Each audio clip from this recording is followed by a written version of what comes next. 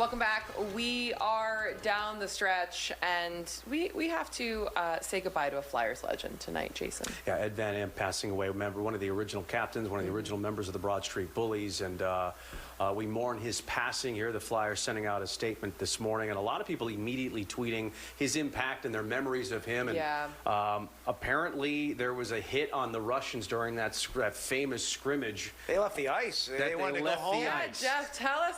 I mean, in the prank phone call, but he used to prank rookies. So Bob Kelly, the Hound, he told a story about how when he was a rookie, what he did was he had the Delaware County Police Department have Bob Kelly arrested as a prank. And they had a judge and a court and the whole thing. The whole thing was a prank. The whole thing, and it was a prank just to really an initiation into the Flyers. Wow. How would that go over today? I would have a nervous breakdown. Well, people would be protesting. You can't, it's taxpayer dollars. I mean, it's a whole nother culture. I mean, this is, look, in the 60s or whatever. But he was a great guy and obviously a heck of a hockey player. But I love those kind of stories because that's how close those teams were.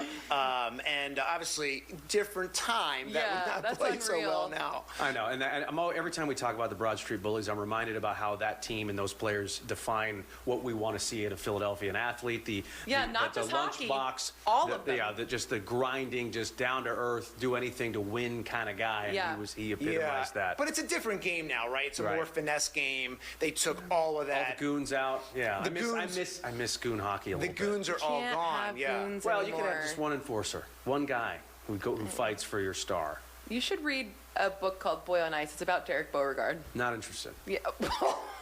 And we just had the hockey conversation about, does anyone care about hockey? Yeah. We did hear from one of his teammates, Joe Watson, on the passing of his former teammate. Hey, Joe Watson here, talking about my friend Ed Van Impe. Him and I came to Flyers in 1967. We prepared great teammates, and we had a lot of fun together on the ice as well as off the ice, and he'll be greatly missed by the Flyer organization and all the Flyer fans throughout the world. Rest in peace, my friend. Thank you to Joe for sharing. Thank you very much for sending that in. I wanted to hear from somebody who played with him and remembered him in his heyday and had something to say. So that's a great story, though. And those teams will always be remembered, just beloved. Still to this day, those guys are beloved in this city. And think about it. It happened 50 years ago. Yeah, I didn't even. It was funny. I'll never forget one of the first times I ever had like a contact with Bernie Perrant. Signed my grandpa's golf card, and my grandpa gave it to me, and I wasn't even alive when Bernie Perrant was active. But I was so excited to get that. I might have been like 9 or 10 years old, and he probably let you try on his rings as well, right? I mean, he's like the nicest guy ever. Unreal legends. And you're right. I think even if you weren't in that generation, it still resonates very well with everybody. Yeah, so. I just long for playoff hockey in Philadelphia. When will this happen? Need a coach. Need some players. Years away from being a few years away. It feels like we're headed toward another rebuild, and I don't know if Danny Briere wants to say that, but it certainly feels that way because they did not draft well. They've had some bad luck with injuries, and it seems like it's forever away. Stanley Cup in the next 10 years. I don't know. Where, here? Yeah. I sure hope so, but I don't really. That's a tough thing to answer. I just want to see playoffs, dog. I'll take it. You're right about that. Yeah. It's been so long. Look at the Phillies in the mid-2015s area. They looked so far away. That's true. You know what I will say? The kids today are spoiled, right? You've had 3 Super Bowls in 8 years. When I was a kid, I had none of this, right? The Phillies were bad. The Sixers were bad. The Flyers were bad. And the Flyers were competitive in my lifetime. They were all bad, right? Yeah. There was maybe one good year with each team, but they were all bad in my childhood. So the kids today, the Eagles got 2 Super Bowls, and the Phils have been to the World Series. Yeah, I have seen a Stanley Cup final. They lost, and the Sixers went in my lifetime too. So you're right. All right, we're gonna take our time out here. Jeff, do you want to just stick around? Really? Yeah, come on, just stick around. Sure. There you go. All right.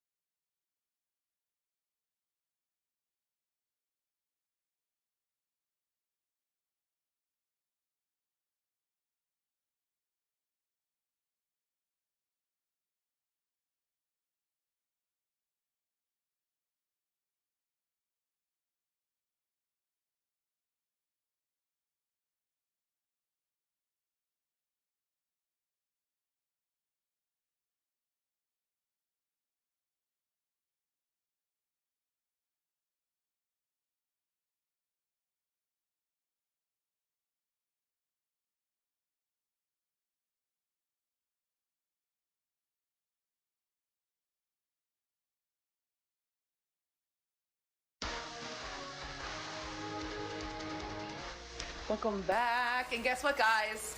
We're in the end zone at this point, which is when basically Jason and I say goodbye. But, Jeff, what are you looking forward to most this week? Are you looking forward to the Diamondback series, or are you looking forward to rookie minicamp starting tomorrow? You know, the rookie minicamp, they're learning playbooks, they're learning this, they're learning that. We may not really see Jahad Campbell too much anyway. I'm really looking forward to see the Phillies getting some power back from Bryce Harper. And I need to see some power. Bryce Harper's hitting like 235. I want to see him catching fire. When the Diamondbacks come here, are we still thinking about the NLCS a couple years ago? No, let it go. No, let it go. I don't think I'll ever get over that.